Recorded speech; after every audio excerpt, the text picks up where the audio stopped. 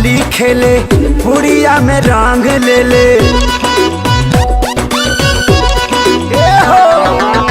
आवतानी होली खेले पुड़िया में रंग ले ले। ठीक से लगावे दी हो करी हो चली माना ए माना। जितना मन करेगा लगाना जीजा जी साबुन लेते आना।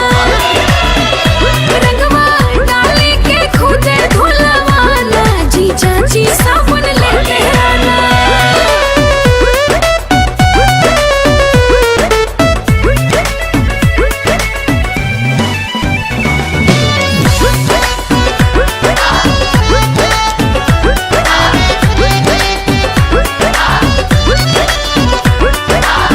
व्हाट्सएप पर देखनी जब से फोटो तहिए से मन बिगाड़ गइल बा।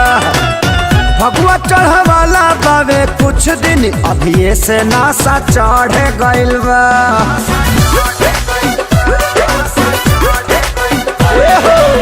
व्हाट्सएप पर देखनी जब से फोटो तहिए से मन बिगाड़ गइल बा। भगवा चढ़े वाला बावे कुछ दिन अभी से नासा चढ़ गइल बा। आइए ना जल्दी जीजा आप ही का वेट है। दीदी के शादी में हम दोनों का भेंट है। पहिले रहलू बच्ची अब तो हो गइलू जनाना जनाना। जितना मन करेगा लगाना जीजा जी साबुन लेते आना। रंगवा डाली के खुद धुलवाना जीजा जी साबुन लेते आना।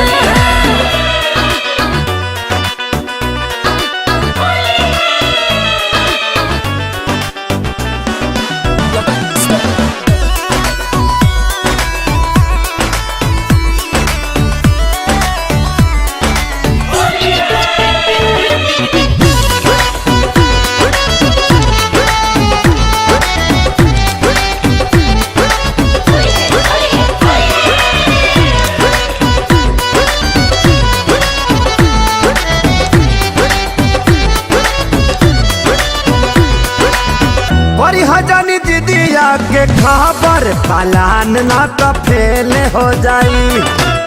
रखी है प्रियंका तनी सबर हमनी के आसो मेल हो जाई।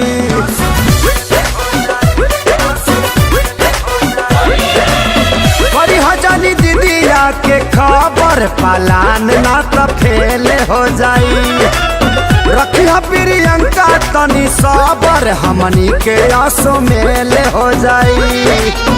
आइए खेसारी जीजा राज नहीं खोलूंगी।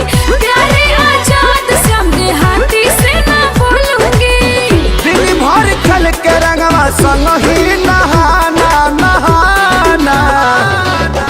सोनू देवरवा को ले आना जीजा जी साबुन लेते हैं।